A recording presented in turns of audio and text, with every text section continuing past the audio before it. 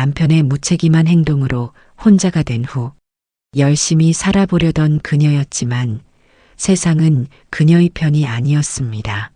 새로운 곳에서 사랑하는 아들과 잘 지내고 싶었을 뿐인데 마음처럼 쉬운 건 없었습니다. 이야기를 시작하기 전 저에게 힘이 되는 구독과 좋아요를 부탁드립니다.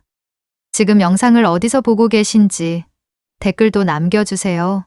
구독자분들의 이야기도 들을 수 있는 그날을 기다리며 오늘의 사연을 시작하겠습니다.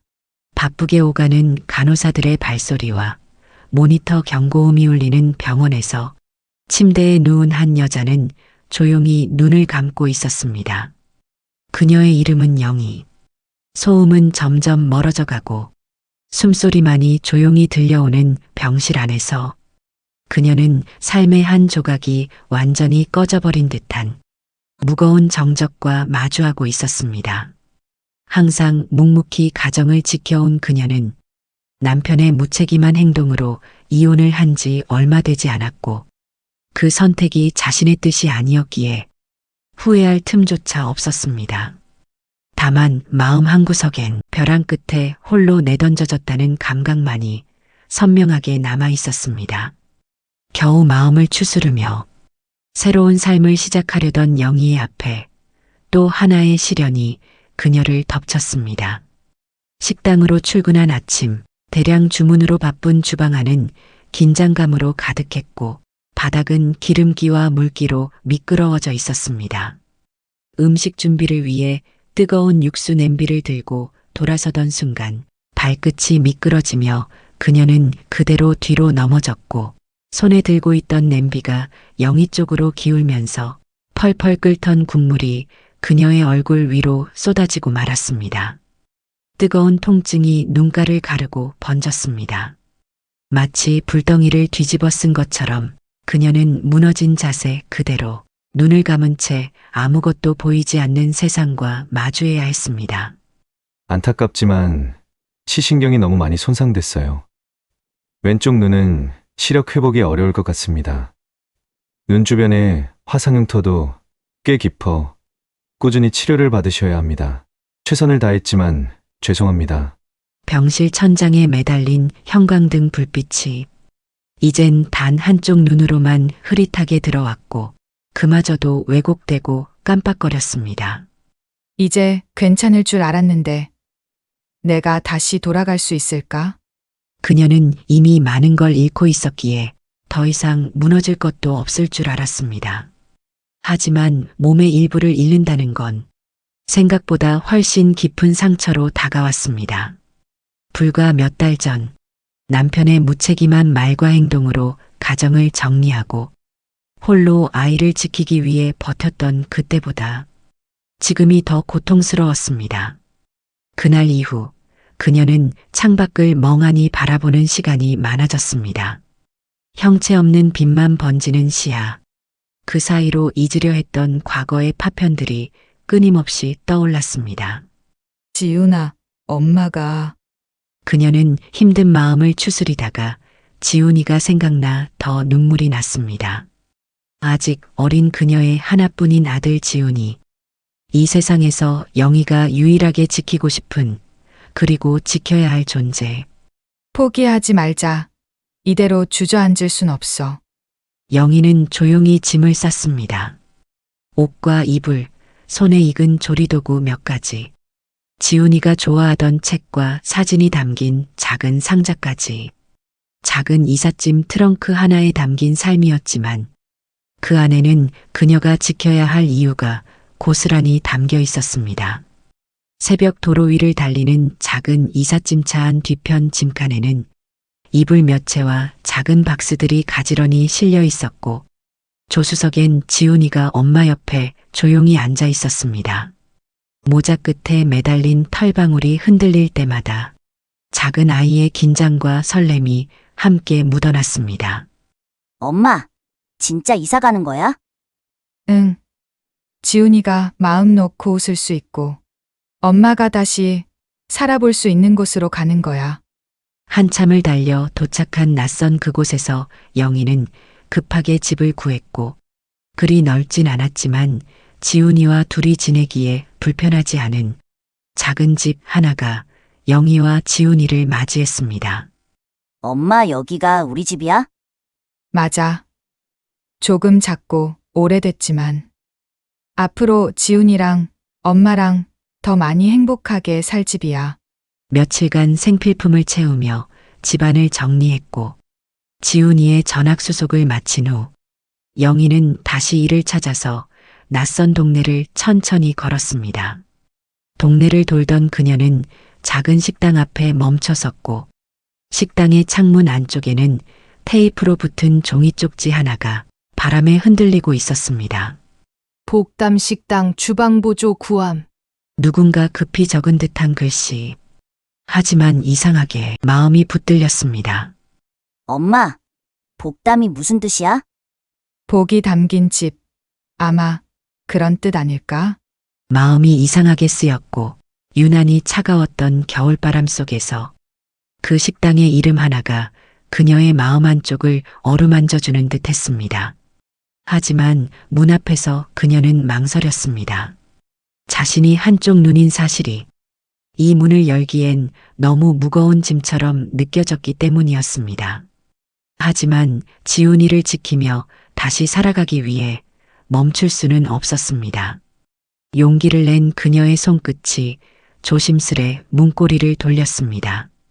조용히 열린 문 너머 영희의 두 번째 삶이 시작될지도 모를 그곳은 포근한 국물 냄새와 따뜻한 온기로 가득했습니다.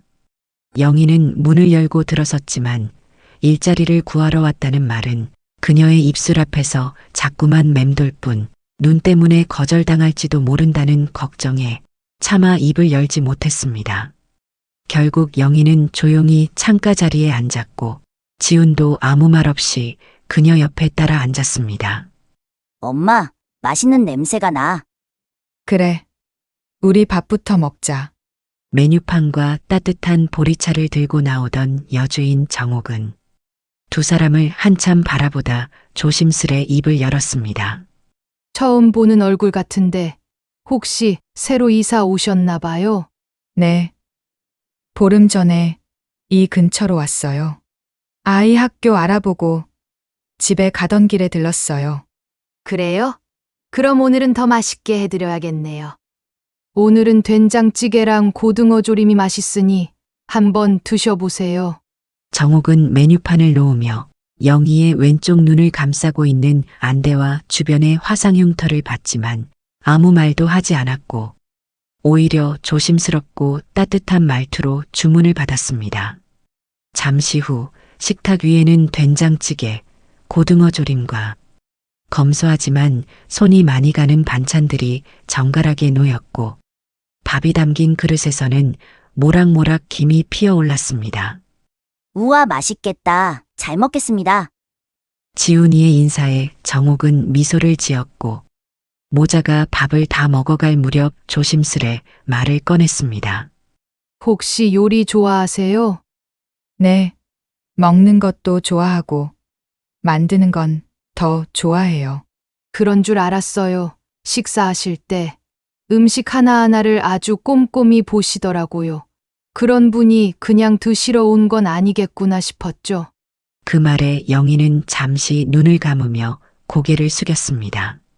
식당에 들어오기 전 망설였던 자신의 모습이 떠올랐지만 이어서 용기를 내어 정옥에게 말을 건넸습니다. 사실은 창문에 붙은 구인 공고를 보고 들어왔어요. 막상 들어오니까 제 눈이 불편해서 혹시나 부담드리는 건 아닐까. 그냥 밥만 먹고 나가야겠다는 생각이 들더라고요. 그런데 식당 주방 쪽 일이면 누구보다 자신 있어요.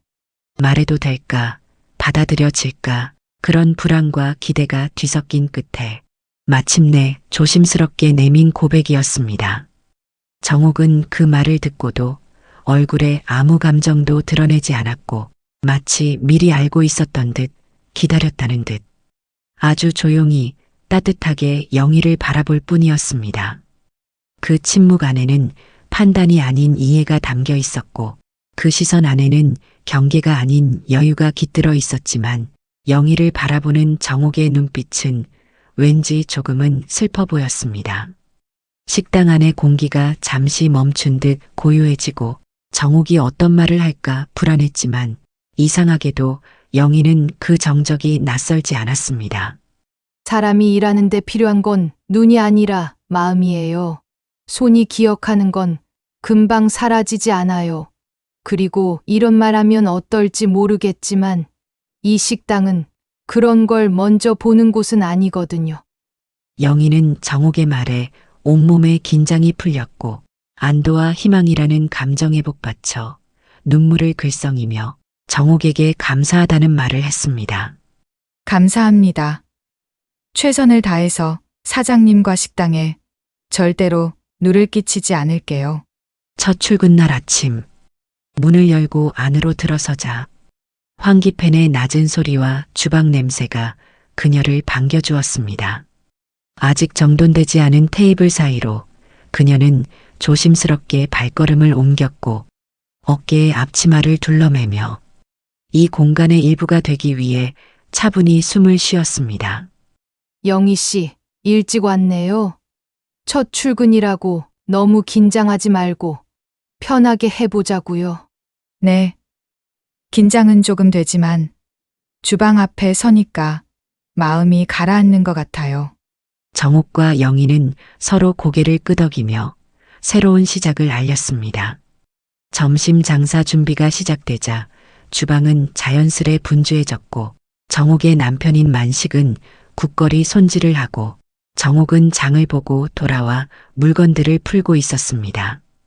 영희는 김치찌개를 다 끓여놓고 파김치를 담그고 있었는데 그녀만의 방식으로 간을 맞춘 양념은 정옥이 놀라움에 흘끗 눈길을 줄 만큼 깊은 향을 냈습니다. 영희 씨 파김치가 예사롭지 않은데. 양념이 아주 잘 밴 게 입에 착 감기네요. 우리 손님들이 이제 영희 씨 파김치만 찾겠어요. 식당엔 손님들이 하나둘 들어오기 시작했고 영희는 조용히 뒤에서 찬을 내고 국을 데우며 손님의 반응을 살폈습니다. 이렇게 맛있는 김치찌개 정말 오랜만인 것 같아. 여기 공깃밥 하나 더 주세요. 반찬이 죄다 밥도둑인데요. 영희는 그 말을 듣고 고개를 들었습니다. 정옥은 주방 안을 향해 의미심장하게 웃었고 손님들은 기분 좋은 식사에 너도 나도 고개를 끄덕였습니다. 아니, 원래 맛있었지만 이건 늘 먹던 사장님 손맛이 아닌데요. 우리 식당에 왠지 모르게 복덩이가 들어온 느낌이에요. 그 후로 언젠가부터 복담 식당에는 복덩이 이모라는 말이 퍼지기 시작했고 누가 먼저 그렇게 불렀는진 몰라도 손님들은 맛있는 음식을 해주는 영희를 그렇게 부르는 걸 망설이지 않았습니다. 영희는 처음엔 쑥스러워했지만 주방 한켠에서 그 말을 들을 때마다 가슴 안쪽이 따뜻해지는 걸 느꼈고 그 따뜻함은 영희의 몸과 마음의 상처를 치유해주고 있었습니다. 엄마, 나 학교에서 도시락 자랑했어. 애들이 내 도시락이 제일 맛있대. 그래? 엄마 도시락이 벌써 자랑거리가 됐어. 그럼 복덩이 이모표 도시락이라고 벌써 소문났지. 다들 완전 부러워해. 그 말에 영희는 걸음을 멈췄습니다. 눈을 다치고 얼굴이 망가진 뒤 더는 다른 사람의 주방에 설 수 없을 거라 생각했지만 용기 내어 다시 시작한 그 손끝에 의해 누군가의 입가에 미소가 번지고 작은 도시락 하나가 아이의 자랑이 된다는 것. 그 사실이 믿기지 않을 만큼 고마웠습니다. 좌절 끝에서 용기를 냈고 그 손을 잡아준 이 따뜻한 인연들이 영희를 조용히 다시 일으키고 있었습니다. 복담 식당의 하루는 여전히 분주했지만 그 리듬 안에서 영희는 이제 조금씩 숨을 고를 수 있게 되었습니다. 매일 아침 앞치마를 메고 주방 불을 켜는 손끝엔 이 공간에 대한 익숙함과 조심스러운 애정이 함께 깃들어 있었습니다. 채소를 다듬고 양념을 버무리는 작업이 반복되었고 칼날과 도마가 부딪히는 소리, 국물이 보글거리는 소리, 그리고 가끔씩 나오는 정옥의 한마디가 주방의 잔잔한 리듬처럼 흐르고 있었습니다. 영희 씨, 그 장조림은 조금만 덜 짜게 해줘요. 장조림을 엄청 좋아하는 어르신이 계신데 좀 싱겁게 드시거든. 네. 그럼 조림물에 다시마 육수를 좀 더 쓰고 단맛도 살짝 줄여볼게요. 괜찮으시죠? 정옥과 영희는 서로에게 신뢰가 담긴 눈인사를 주고받았습니다. 만식은 여전히 과묵했지만 무거운 짐을 들 땐 말없이 옆으로 다가와 함께 들어주었고, 정옥은 조용히 다가와 만들어 놓은 반찬 하나를 집어먹고 작은 콧노래를 흥얼거렸습니다. 식당이 잠시 조용해진 오후, 주방 구석에 앉아 차를 마시던 정옥은 젖은 수건으로 앞치마 자락을 닦던 영희를 바라보다가 말했습니다. 요즘은 어때요? 여기로 이사 온 거 지훈이도 좋아하나요? 아직은 정신없지만 지훈이도 학교 잘 다니고 잘 적응하는 것 같아 고맙고 마음이 많이 편해졌어요. 그 말이 제일 듣기 좋네요. 사실 저도 그래요. 영희 씨 들어온 이후로 주방에 웃음이 하나 생긴 기분이에요. 그 말에 영희는 고개를 푹 숙였습니다. 부끄러움과 고마움 그리고 잊고 있던 감정들이 함께 밀려왔습니다. 장사가 끝난 뒤 남은 반찬을 정리하며 마당의 의자에 앉아있던 만식 옆으로 영희가 커피 2잔을 조심스럽게 들고 다가섰습니다. 사장님, 커피 한잔 하세요. 긴 대화는 없었지만 두 사람은 종이컵 위로 피어오르던 김처럼 짧고 따뜻한 신뢰를 느끼고 있었습니다. 지우는 영희의 말처럼 잘 적응하고 있었습니다. 학교가 끝나면 혼자 집으로 돌아와 숙제를 했고 스스로 친구들과도 잘 어울려 지냈습니다. 엄마, 오늘 점심에 진규랑 같이 밥 먹었는데 진규 도시락에 깻잎전 있었거든? 그거 진짜 맛있었어. 근데 진규가 그러는 거야. 이거 복덩이 이모가 해줬으면 더 맛있었을 거야 라고. 아유, 그건 진규가 엄마 편 들어준 거겠지. 아니야. 나도 진짜 그렇게 생각했는걸. 엄마 깨식전이 훨씬 맛있을 것 같았어. 그 말에 영희는 웃었고 그 웃음은 며칠간의 피곤함을 잠시 내려놓게 해주는 온기였습니다. 오길 참 잘했어. 정말 잘 온 거야. 짧은 한마디 속엔 지나온 길에 대한 회한과 지금 이 순간에 대한 안도감이 함께 묻어나 있었습니다. 한쪽 눈이 보이지 않아도 괜찮다고 말해주는 사람들. 영희는 그 따뜻함 속에서 처음으로 괜찮다는 말을 스스로에게 할 수 있게 되었습니다. 상처를 감추지 않아도 되는 공간, 누군가의 시선 앞에서도 움츠러들지 않는 자신. 복담 식당은 그녀에게 일터가 아닌 숨을 고를 수 있는 작은 쉼터가 되어가고 있었습니다. 오늘 아침은 평소보다 분주했습니다. 단체 예약 손님이 생기자 식당 안엔 한층 활기가 돌았고 정옥은 손이 부족하다며 영희에게 조심스레 한마디를 건넸습니다. 영희 씨, 지훈이 방학이라면 가게에 좀 데려와 줄 수 있을까요? 물컵 좀 날라주거나 수저만 놓아줘도 큰 도움이 될 텐데. 지훈이라면 똑소리 나게 잘할 것 같아서요. 네, 지훈이도 도와주는 거 좋아해요. 불편 안 드리게 조심시킬게요. 지우는 작은 몸으로 이리저리 움직이며 김이 서린 그릇을 닦기도 하고 떨어진 수저를 주워 올리기도 했습니다. 그 모습은 여느 주방 알바생과 다르지 않았지만 정옥은 이상하게도 그 아이의 작은 행동 하나하나에서 눈을 떼지 못했습니다. 그런데 이상하다. 보면 볼수록 지훈이가 왜 이리 낯이 익지? 점심 장사가 끝난 뒤 정리를 돕던 지훈이 음료를 엎질러 바지가 젖었습니다. 영희는 급히 여벌의 반바지를 꺼내 지훈이를 불러 주방 뒷문 옆에서 조심스레 갈아입혔습니다. 젖은 바지를 갈아입히는 영희의 손길은 익숙하면서도 다정했습니다. 지훈은 조금 쑥스러운 듯 서 있었고 그 모습을 바라보던 정옥은 자연스레 미소를 지었습니다. 바쁘다고 이렇게 와서 도와줬는데 지훈이 옷이 다 젖어버렸네. 아이고, 미안해서 어쩌나. 고맙고도 미안한 마음이 동시에 스쳐 지나가던 그 순간 정옥의 시선이 지훈이의 종아리에 멈췄습니다. 선명한 동그란 점 하나. 아니, 점은? 그 순간 잊고 있던 얼굴 하나가 스쳐 지나갔습니다. 늘 욕조에 앉아 물장난치던 아이. 목욕이 끝나고 물기를 닦을 때마다 꼭 눈에 들어오던 그 점. 정민아, 정옥의 기억은 눈물보다 더 빠르게 가슴을 두드리며 그녀를 과거로 되돌렸습니다. 그의 겨울, 지병으로 고생하던 딸이 요양을 위해 정옥의 집으로 왔고 정옥 부부는 아픈 딸과 어린 손자를 돌보며 식당을 이어갔습니다.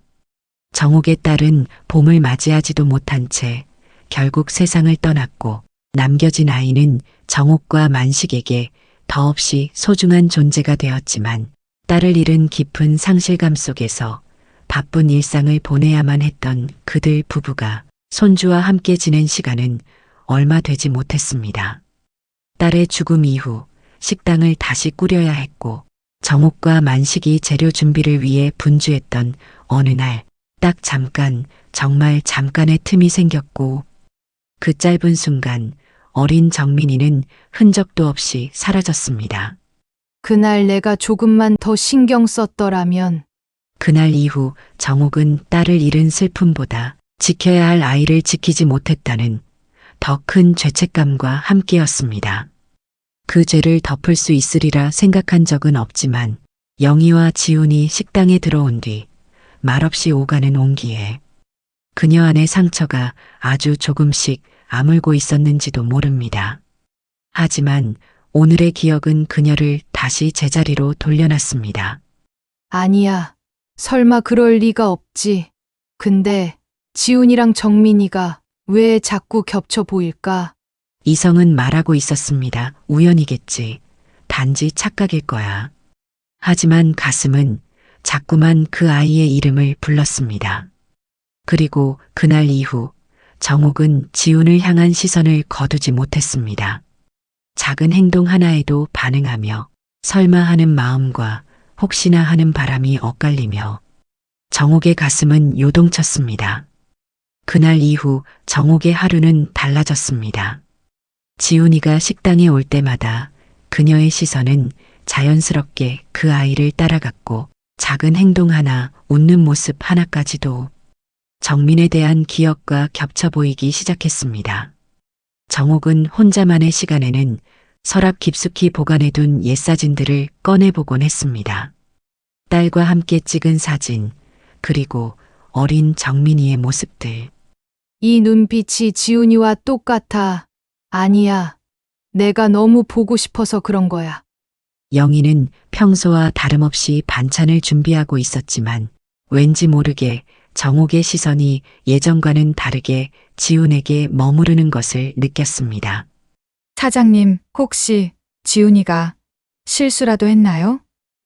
요즘 자꾸 지훈이를 보시는 것 같아서요. 아, 아니에요. 그냥 지훈이가 워낙 똑똑하고 귀여워서요. 우리 아니, 그냥 보기 좋아서요. 손자라는 말을 삼킨 정옥의 목소리에는 미묘한 떨림이 섞여 있었습니다. 지훈이는 여전히 성실하게 일을 도왔습니다. 손님들에게 물을 따라주고 빈 그릇을 치우며 작은 몸으로 이곳저곳을 다니는 모습은 마치 이 식당의 일부가 된 것 같았습니다. 아이고, 지훈이 참 기특하다. 한창 놀라이에 식당 일을 다 도와주고. 괜찮아요. 엄마가 힘들까 봐서요. 그리고 여기 할머니 할아버지가 너무 좋아요. 그 말을 들은 정옥의 가슴이 쿵 내려앉았습니다. 마치 잃어버린 정민이가 할머니라고 불러주는 것처럼 들렸기 때문입니다. 영희와 지훈이 집으로 돌아간 후 정옥은 혼자 남아 설거지를 하며 생각에 잠겼습니다. 지훈이가 정말 우리 정민이일까? 나이도 정민이와 비슷하고 확실히 알아볼 방법이 없을까? 아니야. 지훈이는 영희 씨의 아들인데 그럴 리가 없잖아. 그때 만식이 뒤에서 조용히 다가왔습니다. 당신 요즘 왜 그래? 무슨 고민 있어? 혹시 당신 지훈이 보면 어떤 생각 들어요? 귀엽고 착하고 우리 정민이도 지금쯤이면 저 또래가 됐을 텐데라는 생각이 들지. 만식의 말에서 그리움이 묻어났습니다. 정옥은 남편도 지훈이를 보며 정민이를 떠올리고 있다는 것을 느끼자 용기를 내어 자신의 의심을 털어놓기로 했습니다. 당신 혹시 지훈이 종아리에 있는 점 봤어요? 우리 정민이랑 똑같은 자리에 있더라고요. 정옥의 말에 만식의 표정이 굳어졌습니다. 그도 지훈을 볼 때마다 정민이를 떠올리기는 했지만 아내가 점까지 기억하고 있다는 사실에 가슴이 두근거리기 시작했습니다. 그래, 나도 봤어. 그런데 여보, 세상에 점 하나 같은 아이들이 얼마나 많겠어. 하지만 위치가 똑같았어요. 크기도, 모양도, 그리고 왠지 모르게 웃는 모습까지 당신도 느꼈을 거 아니에요. 만식은 아내의 말을 부정하고 싶었지만 솔직히 그도 지훈이를 볼 때마다 가슴 한구석이 이상하게 뜨거워지는 걸 느꼈습니다. 그날 이후 정옥의 행동은 달라졌습니다. 영희가 잠시 밖으로 나간 사이 설명할 수 없는 희망을 찾듯이 지훈이의 가방을 들여다보기 시작했습니다. 가방 안에는 연필통과 공책, 그리고 작은 수첩 하나가 들어 있었습니다. 정옥은 조심스럽게 수첩을 펼쳤고 수첩 뒷장에서 어린 아이 글씨로 삐뚤삐뚤하게 적힌 한 줄을 발견했습니다. 엄마는 가끔 그래요. 내가 하늘에서 온 선물이래요. 정옥은 수첩을 조심스럽게 제자리에 놓았지만 하늘에서 온 선물이라는 글귀가 마음에서 지워지지 않았습니다. 특별한 아이, 하늘에서 온 선물. 이건 무슨 뜻일까? 그때 밖에서 발소리가 들려왔고 정옥은 급히 자리를 정리했습니다. 여보, 그만해. 너무 깊게 생각하지 마. 만식은 아내의 혼란스러워하는 모습을 보며 마음이 복잡했습니다. 정민이를 그리워하는 마음은 이해했지만 섣부른 희망이 더 큰 상처가 될까 걱정됐습니다. 영희가 장보러 나간 사이 정옥은 지훈이에게 자연스럽게 다가갔습니다. 지훈아, 아빠는 다른 곳에서 일하고 계셔? 아빠는 엄마랑 저를 좋아하지 않았어요. 그래서 엄마가 우리 둘이 더 행복해지자고 했어요. 지훈의 대답은 명확하지 않았고 오히려 정옥의 의심을 더욱 키웠습니다. 지훈아, 식당 할머니랑 할아버지를 보면 무슨 생각이 들어? 지훈은 잠시 생각하는 듯 하더니 고개를 갸웃했습니다. 잘 모르겠어요. 근데 저번 꿈에 할머니가 나와서 목욕하라고 욕조에 물 받아주셨어요. 그 순간 정옥의 눈에 눈물이 맺혔습니다. 정민아, 정민이요? 할머니, 왜 우세요? 아니야. 아무것도 아니다. 할머니가 그냥 눈이 아파서 그래. 영희는 정옥의 붉어진 눈을 보고 걱정스러웠습니다. 사장님, 괜찮으세요? 정옥은 아무 일 아니라고 했지만 영희는 뭔가 이상하다는 걸 느꼈습니다. 최근 며칠간 정옥이 지훈을 바라보는 시선이 예전과는 달랐기 때문입니다. 그날 밤 정옥은 잠들지 못했습니다. 지훈이의 말, 그 눈빛, 꿈에서 본 할머니 이야기까지 모든 것이 퍼즐처럼 맞춰지는 것 같았습니다. 만약 정말 지훈이가 정민이라면 영희 씨는 어떻게 된 거지? 이 혼란스러운 마음이 내가 틀린 게 아니라는 걸 인정하고 싶어 하며 정옥은 다시 한번 만식에게 물었습니다. 당신 정말 아무것도 안 느껴져요? 솔직히 말하면 나도 가끔 그런 생각이 들어. 특히 지훈이가 웃을 때면 정민이가 겹쳐 보이는 건 사실이야. 그럼 확인해 봐야지. 더 이상 이렇게 있을 수만은 없어요. 여보, 섣불리 행동하면 안 돼요.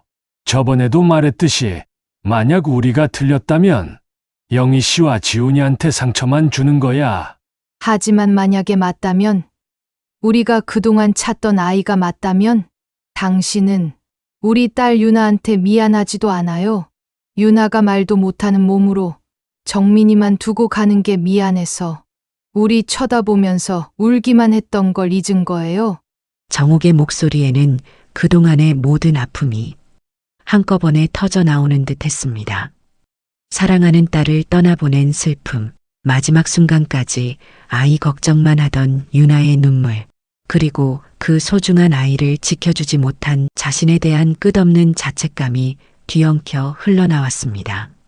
엄마, 미안해. 우리 정민이만 두고 가서. 근데 이제 우리 정민이 혼자 어떡해. 나 너무 미워하지 말고 우리 정민이 잘 돌봐주세요. 죽어가면서도 힘겹게 말하던 딸아이의 부탁, 정옥은 그 약속을 지키지 못한 채 죄인처럼 살아왔습니다.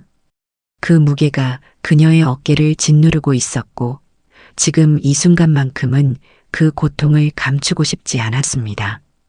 그날 이후 정옥은 지훈의 행동을 관찰하고 영희의 과거를 은연중에 묻는 일이 잦아졌습니다. 하지만 정옥이 모르는 것이 있었습니다. 영희도 정옥의 이상한 행동을 눈치채고 있었다는 것을. 정옥이 지훈을 바라보는 그 눈빛과 마치 잃어버린 무언가를 되찾는 듯한 간절함을 볼 때마다 영희의 가슴은 이상하게 두근거렸습니다. 갑자기 정옥이 지훈이를 보고 이상해진 이유가 너무 궁금했지만 궁금함보다는 왠지 모를 불안함이 온몸을 휘감았습니다.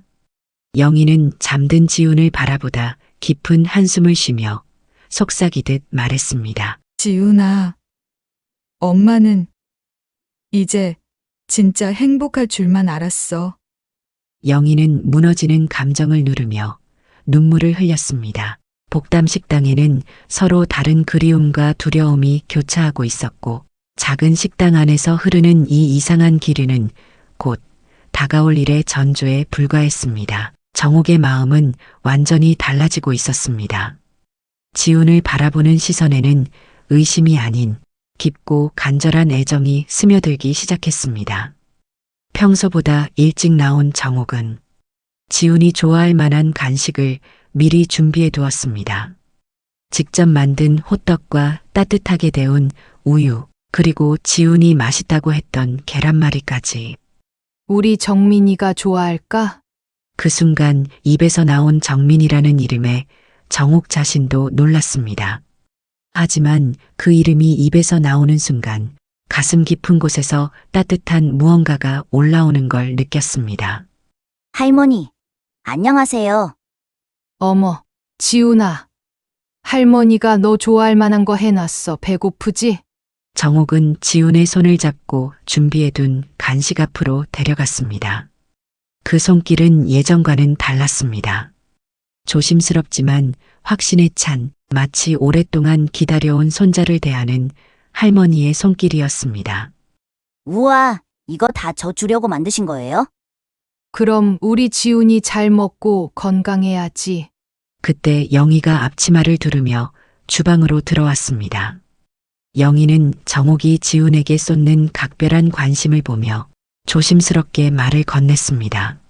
사장님, 지훈이한테 너무 신경 써주셔서 괜히 폐가 되는 건 아닌지 걱정이에요. 아니에요. 전혀요.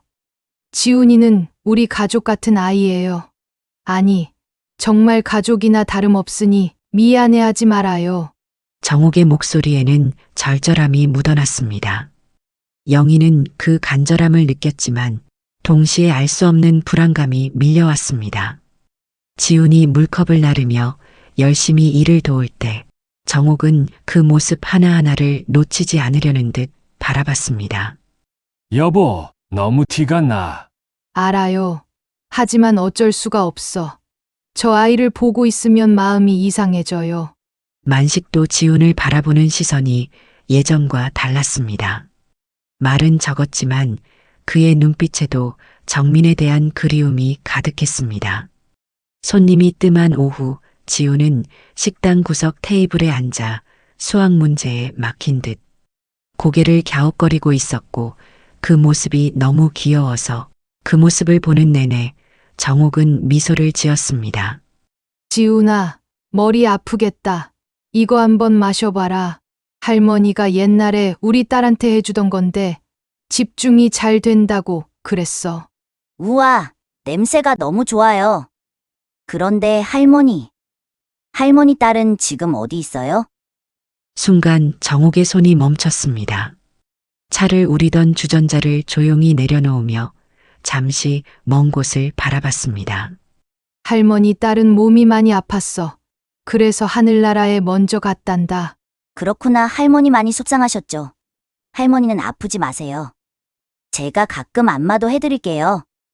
정옥은 더 이상 참을 수 없었습니다. 지훈의 작은 어깨를 끌어안으며 목이 메었습니다.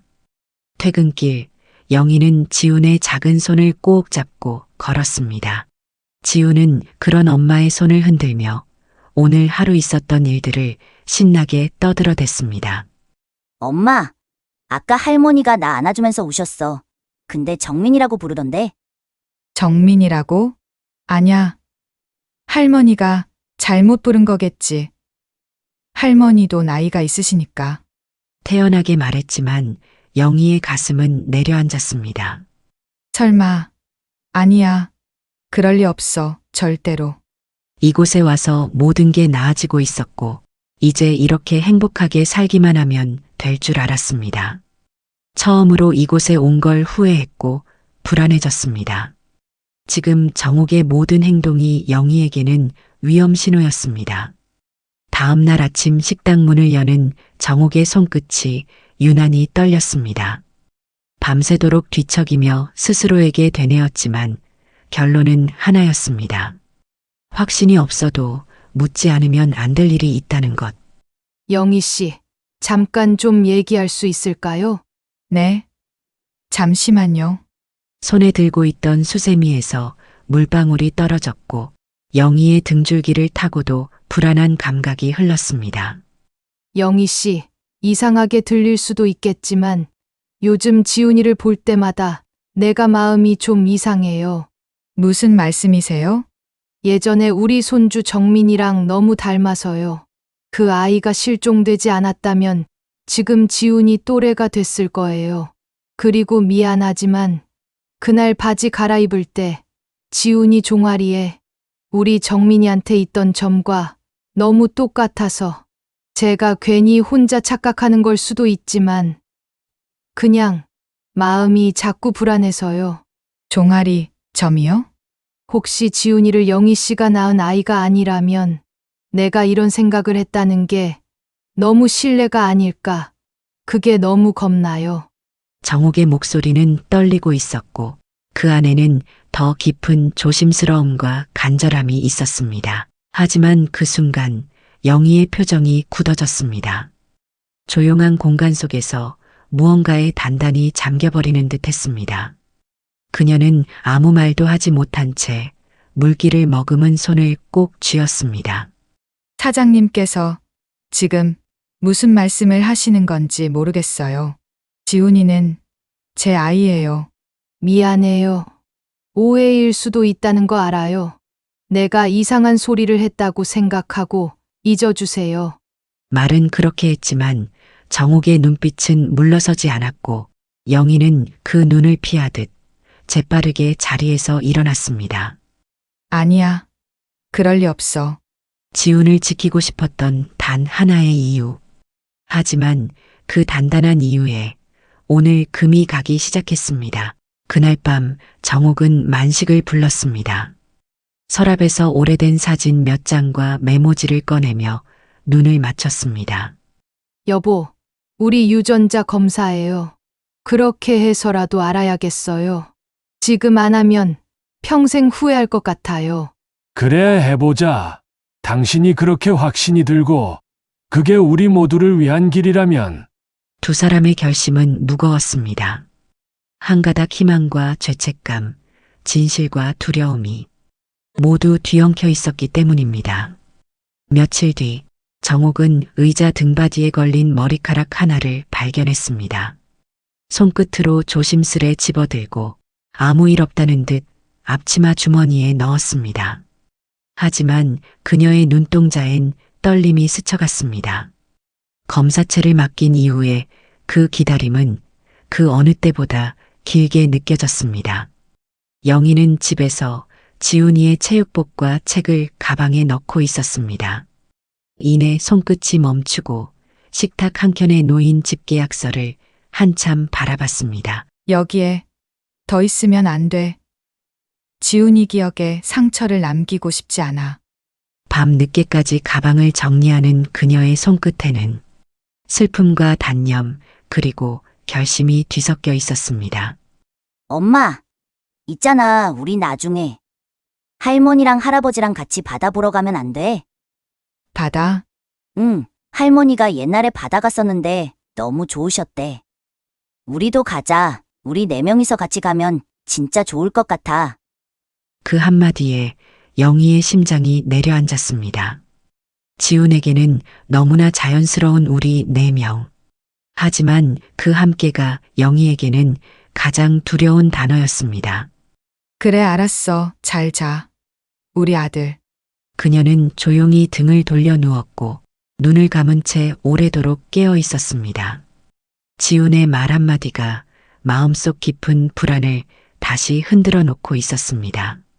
그날 밤 영희는 더 이상 망설이지 않았습니다. 떠나야 할 이유가 하나 더 늘어난 순간이었습니다. 아침 일찍 정옥은 병원 로비에 앉아 있었습니다. 핸드백 속에서 진료 봉투를 꺼내든 손이 가늘게 떨렸고 결과지를 펼친 순간 그 떨림은 멈췄습니다. 이거 봐, 정민이야. 우리 정민이가 맞았다고.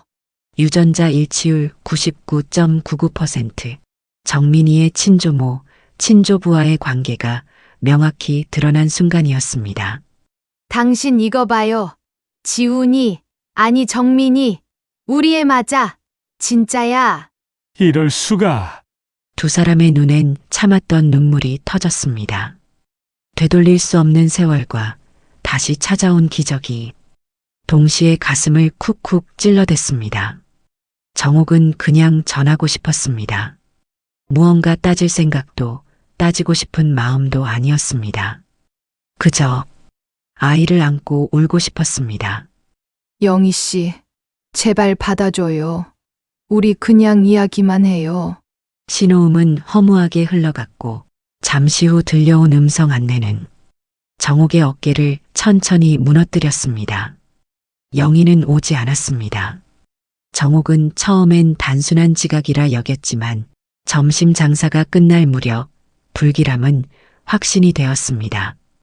부부가 급히 달려간 영희의 집 대문은 굳게 잠겨 있었고 만식은 급하게 문을 두드리며 소리쳤습니다. 영희 씨, 안에 있어요. 지훈아, 안에 있니? 문은 굳게 닫혀 있었고 안에서는 아무런 인기척도 들리지 않았습니다. 만식은 불안한 눈빛으로 정옥을 바라봤고 정옥은 문고리를 붙잡은 손을 떼지 못한 채 속삭였습니다. 설마 정말 떠난 거야? 정옥은 혹시나 하는 마음에 이곳저곳을 찾아보기 시작했습니다. 우편함에서 발견된 작은 쪽지 하나에는 너무 죄송합니다. 그리고 감사했습니다. 짧은 글자, 그게 전부였습니다. 아니야. 그럴 리 없어. 어디 간 거야, 영희 씨? 그 짧은 쪽지에는 분명한 영희의 선택을 말해주고 있었지만 정옥은 믿고 싶지 않았습니다. 식당으로 돌아온 부부는 항상 따뜻했던 식당 안의 온기가 사라졌음을 느꼈습니다. 그들은 오래전 정민이를 잃어버렸을 때보다 더 큰 상실감에 빠져 있었습니다. 정옥은 주방 구석에 쌓여있던 그릇 하나를 꺼냈습니다. 지훈이 늘 쓰던 작은 그릇. 그 위에 살짝 금이 간 줄도 이제야 눈에 들어왔습니다. 영희 씨, 뭐가 그렇게 두려웠어? 왜 그렇게 도망치듯이 떠났어? 정옥은 그릇을 끌어안은 채 무릎을 꿇었습니다. 말없이 쌓아온 믿음이 허공에 흩어진 자리에서 그녀는 울고 또 울었습니다. 쪽지에 적힌 죄송합니다라는 글자가 점점 번져 보였습니다. 그건 단순한 작별 인사도 변명도 아니었습니다. 영희는 왜 아무 말도 없이 떠났을까요? 아니, 어쩌면 말할 수 없었을지도 모릅니다. 왜 정민이를 데리고 있었던 거예요? 전 그 아이를 잃고 나서 숨 쉬는 것도 죄처럼 느끼며 살았어요. 그런데 이렇게 아무 말 없이 떠나버리면 이건 너무 잔인하잖아요. 만식은 옆에서 아무 말 없이 그녀를 다독였지만 그 손끝에도 힘이 없었습니다. 누구도 이 감정을 설명할 수 없었고 그저 무너지는 사람을 지켜보는 것만이 전부였습니다. 영희는 불 꺼진 모텔방에서 조용히 앉아 있었습니다. 손엔 또 다른 쪽지 한 장이 쥐어져 있었습니다. 구겨진 종이 위엔 한참 망설이다 지운 글씨 자국만 남아 있었습니다. 무엇을 쓰려 했는지, 왜 쓰지 못했는지는 끝내 알 수 없었습니다. 그저 눈을 감은 그녀의 옆에는 지훈이 조용히 숨을 고르며 자고 있었습니다. 죄송해요. 하지만 저는 이 아이만은 그 마지막 문장은 끝내 입 밖으로 나오지 않았습니다. 복담 식당의 아침은 고요했습니다. 식당 한켠 지훈이 쓰던 작은 의자가 텅 빈 채로 놓여 있었습니다. 정옥은 그 의자에 손을 얹고 눈을 감은 채 한참을 움직이지 않았습니다. 다시는 못 볼 줄 알았는데 겨우 찾았다고 생각했는데 이렇게 허무하게 사라지다니. 정옥은 말이 없었고 눈가엔 하루 종일 마르지 않는 물기가 맺혀 있었습니다.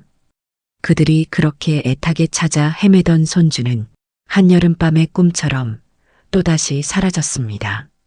영희는 모텔에서 나와 조용한 해안마을 민박에 머물고 있었습니다. 작은 방 안엔 바람과 햇살이 스며들었고 지훈이는 창가에 앉아 종이배를 접고 있었습니다.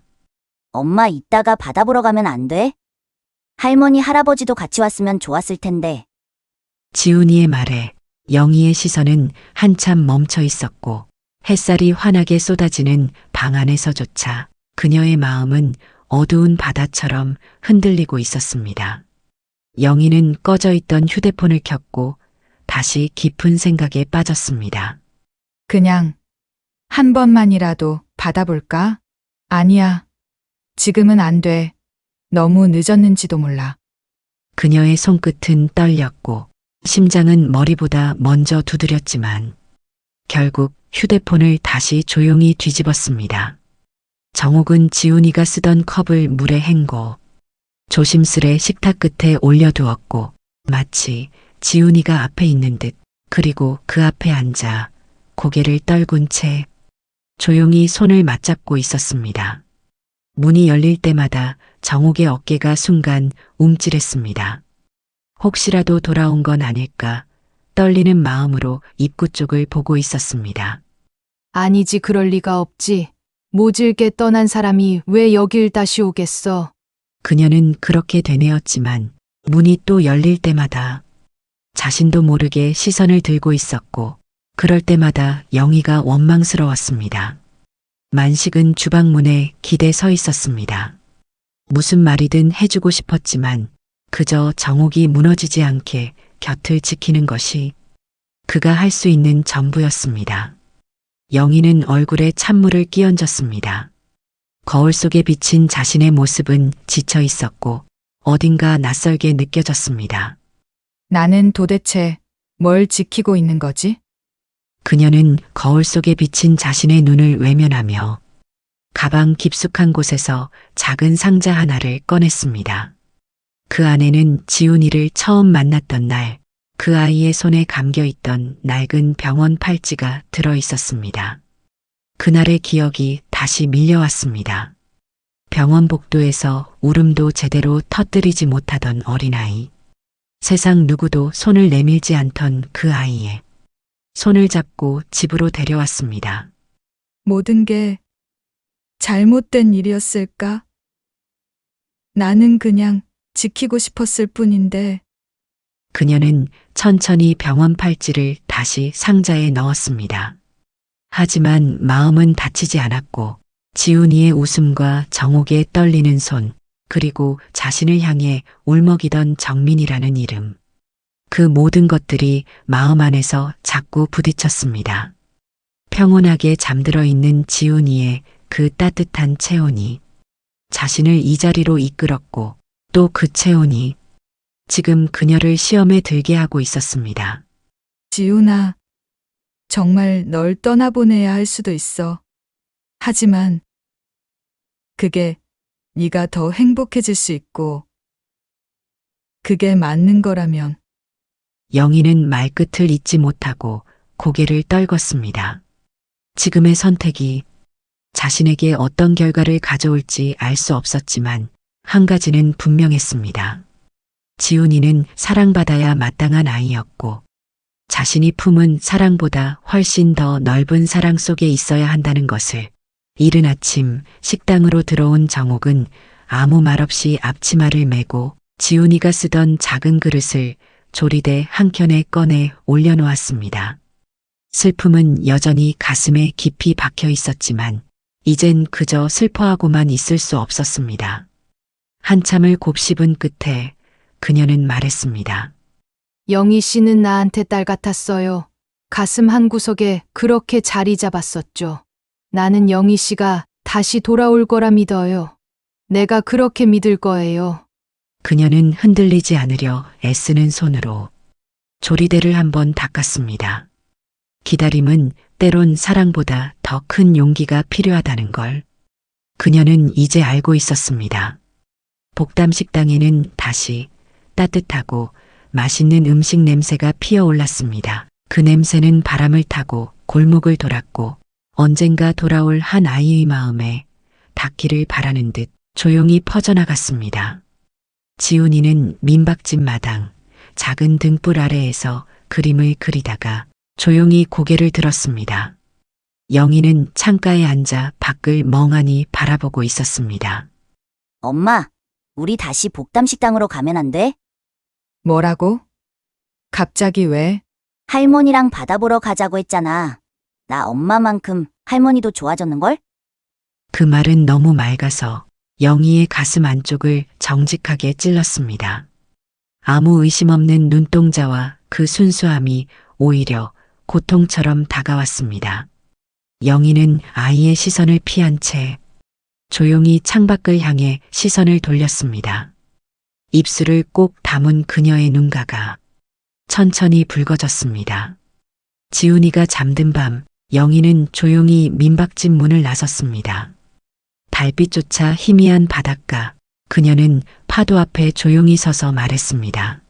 지훈이를 지켜야 한다고 믿었는데 그게 정말 옳았을까? 모래 위에 주저앉은 그녀는 두 손으로 얼굴을 감쌌습니다. 이름을 부를 수 없고 용서를 구할 수 없어서 입술 끝에만 맴돌던 말들을 바람을 빌려 흩날렸습니다. 정옥 여사님, 그동안 말하지 못했던 제 마음. 지금이 아니면 영영 못 꺼낼 것 같아요. 아이를 위해 뭘 해야 옳은 건지 매일매일이 두려웠어요. 하지만 한 가지는 확실해요. 저도 정말 지훈이가 행복하길 바랬어요. 그건 진심이에요. 해가 들기 시작한 아침, 영희는 지훈이의 외투를 꺼내 조심스레 입혔고 지훈이는 눈을 비비며 자리에서 일어났습니다. 엄마, 어디 가는 거야? 우리 돌아가자. 정옥은 평소보다 일찍 식당 문을 열었습니다. 텅 빈 식탁 위, 정옥은 매일 그랬듯이 지훈이의 작은 접시를 꺼내 조심스레 닦으며 말했습니다. 돌아올 거야. 꼭 다시 돌아올 거야. 그 순간 문이 열렸습니다. 정옥은 고개를 들었고 그리고 문 앞에 선 두 사람을 보자 모든 동작이 멈췄습니다. 할머니, 할아버지, 우리 왔어요. 그래, 잘 왔다. 우리 지훈이. 정옥은 지훈이를 끌어안았고 영희는 조용히 고개를 숙였습니다. 그녀의 어깨가 떨리자 정옥이 먼저 다가와 손을 붙잡았습니다. 괜찮아요. 왔으면 그걸로 된 거예요. 네 사람은 식탁에 마주 앉았습니다. 밥상 위엔 뜨끈한 국과 반찬이 놓였고 말보다 뜨거운 온기가 식당 안을 천천히 채우기 시작했습니다. 하지만 아직 말하지 못한 감정들은 조용히 식당 안을 맴돌고 있었습니다. 식사를 마친 정옥은 영희가 정리하는 뒷모습을 오래도록 바라보며 돌아온 것만으로도 충분하다고 생각했었습니다. 하지만 마음 한켠엔 어떻게 여기까지 오게 된 건지 묻고 싶었습니다. 정민이가 또 언젠가 다시 사라질까 두려운 마음은 그 질문을 삼키기엔 너무 컸습니다. 이미 지훈이가 자신의 손주인 사실을 알고 있다고 영희에게 말할 수 있었지만 정옥은 그녀가 먼저 말해주길 기다려줬습니다. 서로를 마주 앉은 두 사람. 식당 안엔 따뜻한 볕이 들고 있었지만 정옥의 눈빛은 조심스러웠습니다. 영희 씨가 다시 돌아와 줬다는 것만으로도 정말 고마워요. 그렇지만 그동안 무슨 일이 있었는지 이제는 당신 이야기를 듣고 싶어요. 영희는 잠시 숨을 삼키며 눈을 감았습니다. 말을 꺼내는 것이 두려웠다기보다 그 모든 날들을 하나하나 다시 떠올리는 게 고통스러웠습니다. 다시 눈을 뜨며 손에 들고 있던 컵을 조용히 내려놓았습니다.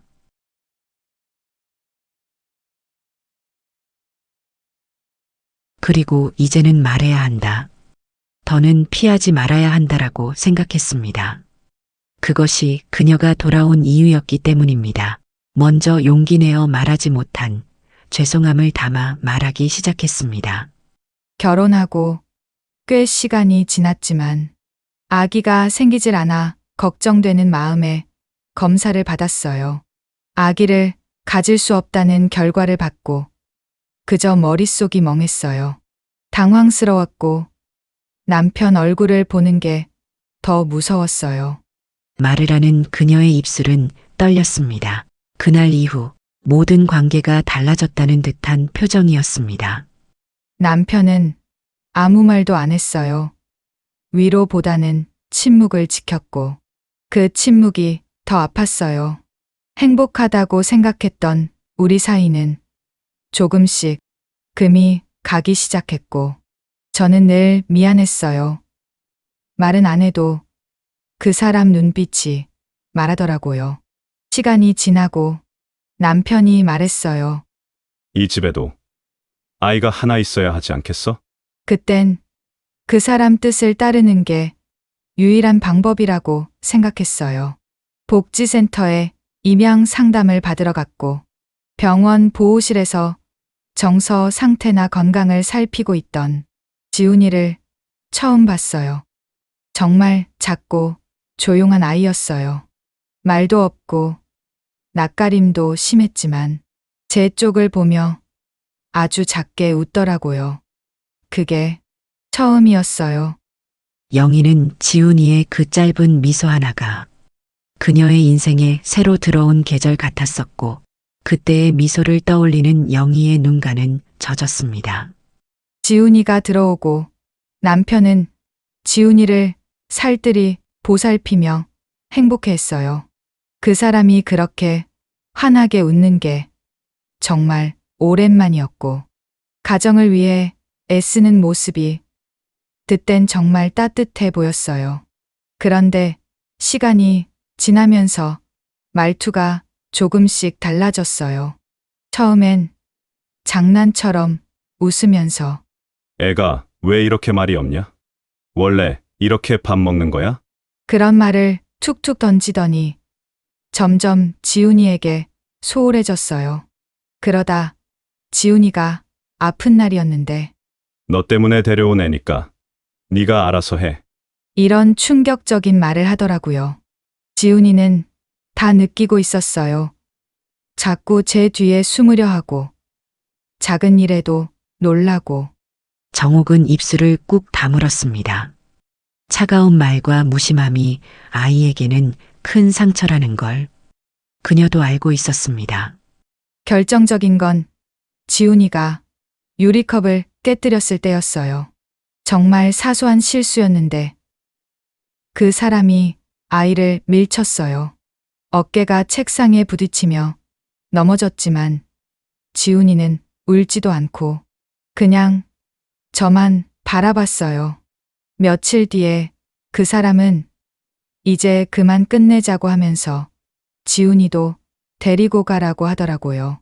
그게 마지막이었고 저는 지훈이를 지켜야 했어요. 정옥은 고개를 떨궜습니다. 그 한 문장 속에 얼마나 많은 모욕과 단념이 있었는지 가늠조차 어려웠습니다. 그 후로 정신없이 살았던 것 같아요. 그러다 어느 날 주방에서 사고가 났고 그녀는 말끝을 흐렸습니다. 고통을 말하면서도 가장 힘든 기억은 실명이 아니라 그때 떠오르는 지훈이의 얼굴이었습니다. 퇴원 후에 집에 왔는데 지훈이가 제 손을 잡고 말하더라고요. 엄마 아프지 마. 미안해. 난 엄마만 있으면 돼. 그게 제가 다시 살아야겠다고 결심한 순간이었어요.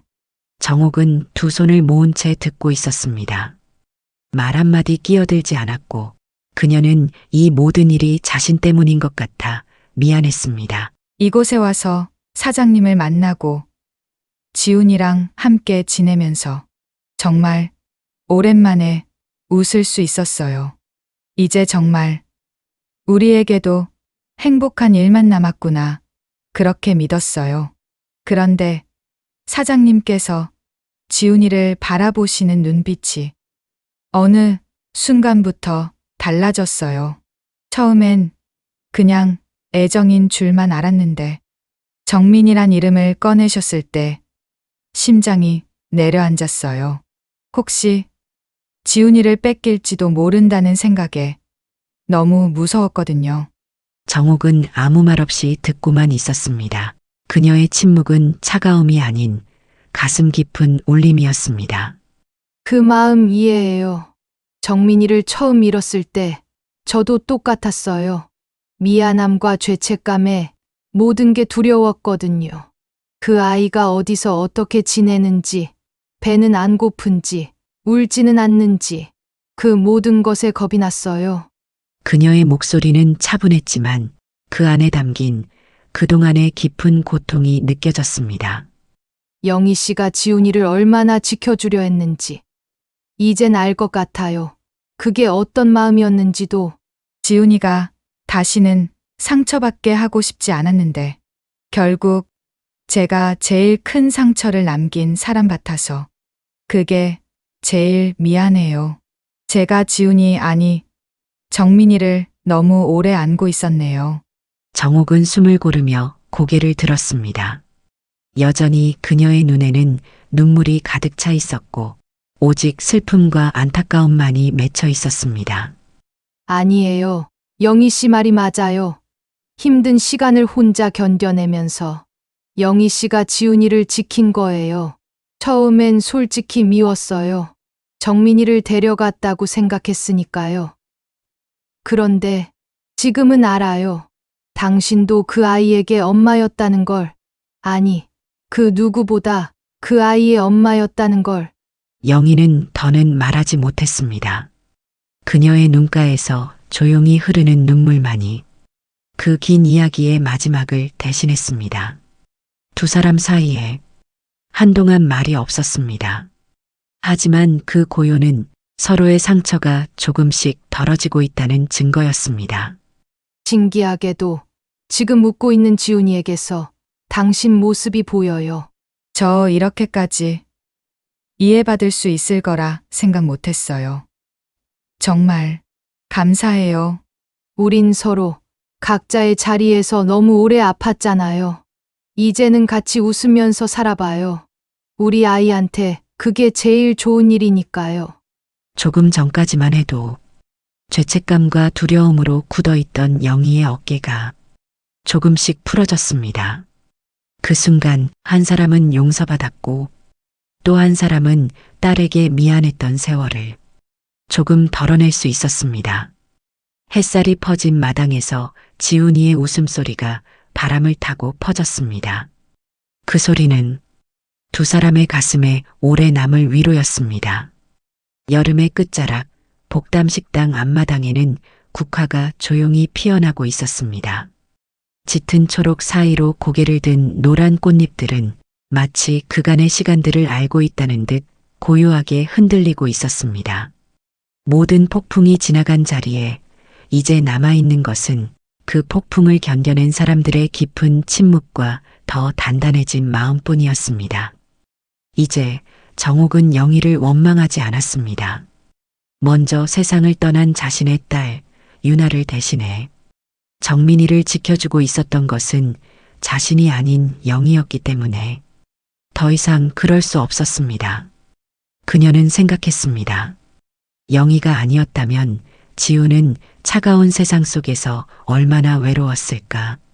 그 아이를 사랑으로 품고 지켜낸 사람이 바로 영희였다는 것을 이제는 누구보다 잘 알게 되었기에 이미 모든 것은 용서되었습니다. 지난 며칠 동안 복담식당은 조용했습니다. 문은 닫혀 있었고 간판불도 꺼져 있었습니다. 그러나 그 조용함 속에서 네 사람은 서로가 얼마나 소중한 존재인지 깊이 깨닫고 있었습니다. 영희가 지훈과 함께 떠났던 날, 정옥과 만식은 또 한 번의 상실감을 마주했지만 이번에는 달랐습니다. 처음으로 우리가 먼저 손을 내밀 수 있다는 희망이 있었습니다. 국화꽃이 참 예쁘네요. 그렇지, 영희야. 가을이면 꼭 이렇게 한두 송이씩 피어오르는 게 참 보기 좋더구나. 영희의 얼굴에 남은 상처는 여전히 희미하게 자리를 지키고 있었지만 그것은 더 이상 그녀의 마음을 찌르는 상처가 아니었습니다. 그 상처는 이제 지훈을 지키기 위해 싸워온 시간의 흔적이자 그 끝에서 얻은 따뜻한 인연들을 증명해주는 훈장처럼 느껴졌습니다. 지훈은 여전히 영희의 아들이었고 동시에 정옥의 손자이기도 했습니다. 그 두 가지 진실은 서로를 부정하는 것이 아니라 오히려 같은 사랑 안에서 이어지는 한 줄기였습니다. 바람이 많이 선선해졌네. 만식은 조용히 영희와 정옥 옆에 앉았습니다. 그저 함께 있다는 것만으로 충분했습니다. 세 사람 사이의 대화는 잠시 멎었지만 그 고요함은 불편하지 않았습니다. 그들의 마음은 깊은 연못처럼 잔잔하고도 충만했습니다. 이곳으로 오기를 정말 잘한 것 같아요. 그 말에 정옥과 만식은 조용히 고개를 끄덕였습니다. 그리고 만식이 조심스럽게 두 사람의 손 위에 자신의 손을 포개었습니다. 따뜻하게 포개진 세 사람의 손. 그 속엔 상처를 감싸주는 온기와 서로를 있는 그대로 받아들이겠다는 진심이 담겨 있었습니다. 이제 복담식당은 단순한 일터가 아니었습니다. 아픔을 품고 사랑을 나누며 새로운 가족을 맺게 된 이들의 집이 되어 있었습니다. 며칠 전 지훈이는 학교에서 상장을 받아왔습니다. 교내 글짓기 대회에서 쓴 시 한 편으로 받은 상이었습니다. 그 시를 영희는 조심스럽게 꺼내어 읽어보았습니다. 우리 가족. 이 시는 사랑하는 엄마랑 할머니랑 할아버지 이야기예요. 고마워. 지훈아, 정말 너무 고마워. 영희는 조용히 아이를 품에 안았습니다. 그 포옹 속에는 지키기 위해 버텨온 시간의 무게와 그 무게를 나누어 준 가족에 대한 깊은 감사가 담겨 있었습니다. 복담식당, 그곳은 두 여인의 손맛으로 이어진 자리이자 숱한 눈물 끝에 서로의 마음이 닿은 따뜻한 이야기가 머무는 공간이 되었습니다. 오래도록 품었던 그들의 상처는 서로를 이어준 인연이 되었고 그 인연은 이해를 통해 함께 살아갈 용기가 되었습니다. 가족을 잃은 아픔은 세월이 흘러도 쉽게 사라지지 않지만 그 빈자리를 메우려 또 다른 가족을 지켜내는 마음은 더욱 깊은 사랑이 됩니다. 자신의 상처마저 뒤로하고 아이를 품어낸 모성은 피보다 진한 인연을 만들고 그 사랑은 세대를 넘어 모두를 다시 살아가게 하는 힘이 됩니다. 이 사연은 한 아이를 지키려는 한 여인의 용기와 잃었던 가족을 다시 품은 또 한 여인의 사랑이 만들어낸 이야기였습니다. 그리고 그 이야기는 지금 이 순간에도 누군가의 삶 속에서 계속되고 있습니다. 여러분의 사연도 함께하는 그날을 위해 구독과 좋아요를 눌러주세요. 감사합니다.